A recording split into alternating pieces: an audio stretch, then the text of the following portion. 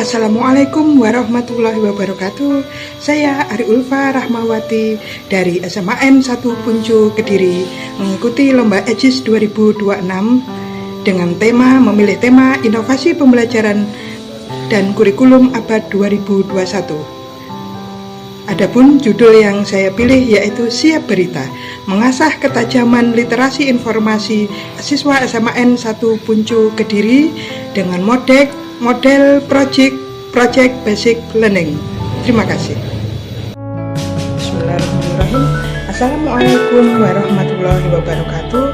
Saya Ari Ulfa Rahmawati dari SMAN 1 Puncu Kediri mengikuti lomba EJIS 2026 dengan tema inovasi pembelajaran abad 2021. Baik, saya memilih tema Siap Berita, mengasah ketajaman literasi informasi di SMAN 1 Puncu melalui project basic learning.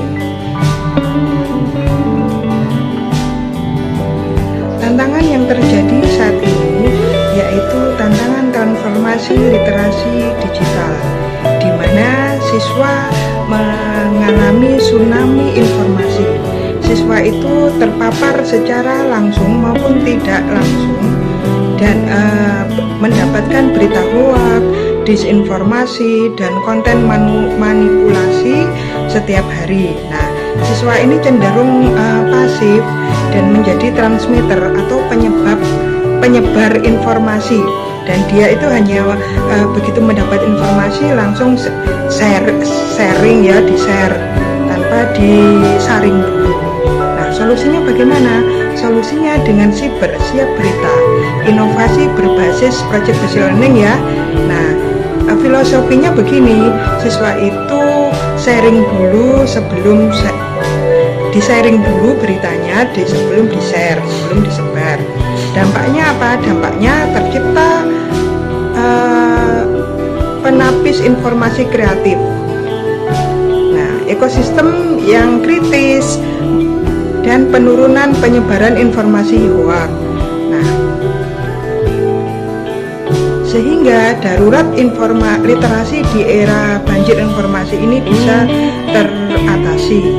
Bagaimana sih ancamannya? Nah, informasi yang salah tidak sengaja disebar, terus terjadi disinformasi, informasi salah yang sengaja direkayasa, dan malinformasi yaitu fakta yang digunakan untuk menjatuhkan. Dan konteks algoritma media sosial menciptakan filter bubble di echo chamber, dan terjadi kesenjangan atau gap informasi. Metode konvensional gagal menarik minat siswa. Siswa menerima informasi secara mentah atau tekstual.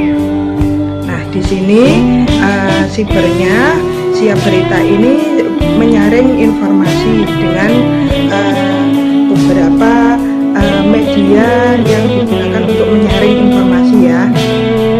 Dalam kelas lama itu hanya mendengar teori semata dan simulasi kasus buatan fiktif dan hanya mengerjakan soal latihan. Kalau dalam simulasi fiber ini itu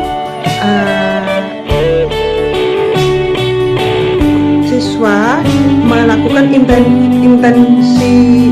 investigasi otentik tentang isu yang berkembang baik di TikTok, WhatsApp, Facebook, dan lain sebagainya. Lalu itu dilakukan uji publik terhadap hasil karya siswa. Alurnya bagaimana? Alur kerja agen siber yang pertama itu ada pertanyaan mendasar, identifikasi berita yang sedang viral itu diidentifikasi dengan menggunakan unsur-unsur berita 5W 1H. Lalu setelah diidentifikasi, didesain proyek dan menentukan formatnya, apakah format beritanya itu video, poster, atau podcast. Lalu setelah ditentukan formatnya, lalu dilakukan jadwal verifikasi produksi. Setelah itu guru ini sebagai pelatih atau verifikasi ya. Terus yang kelima, hasil verifikasi itu dibuat publikasi ke media sosial. Nah, yang keenam yaitu evaluasi dan hasil uji itu di uji publikasi ilmiah itu lalu dievaluasi. Nah, SOP verifikasi ini dengan menggunakan formula SABAR.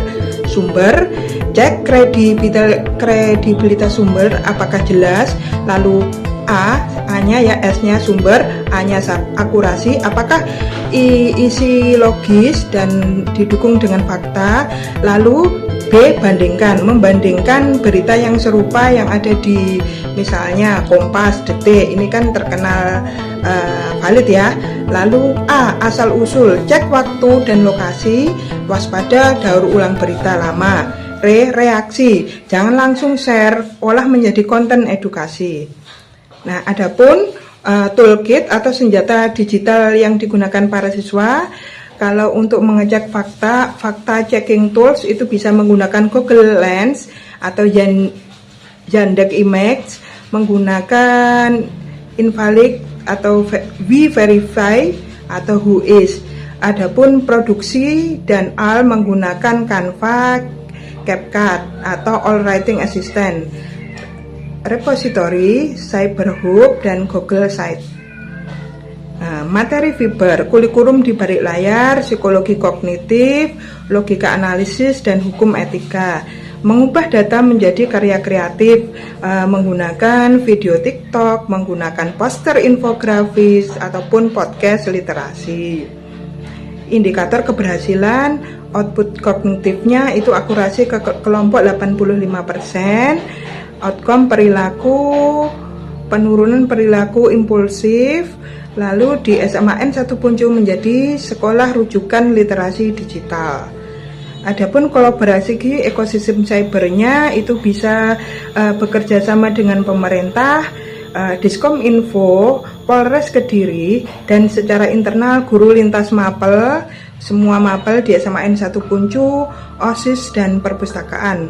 Di tingkat profesional bisa kerjasama dengan Mavindo, Database Hoak, PWF, pelatihan jurnalistik, dan komunitas itu bisa kerjasama dengan orang tua, tokoh desa setempat. Adapun tantangan dan strategi dalam mitigasi ini, tantangan dan hambatan, bias konfirmasi subjektif pada isu yang disukai, motivasi rendah, akses internet terbatas, dan kecepatan tren hoak. Adapun solusinya yaitu analisis kasus tanpa nama tokoh, leaderboard agen siber, dan lab komputer. Menggunakan lab komputer, lalu membuat meeting update dinamis, menjaga nyala literasi keberlangsungan generasi, mentor teman sebaya atau duta siber, kurikulum bisa diintegrasikan pada kegiatan P5 atau mapel lain, digital library, repository, dan networking program, bisa program desa binaan. Nah, beginilah ya jalan implementasinya.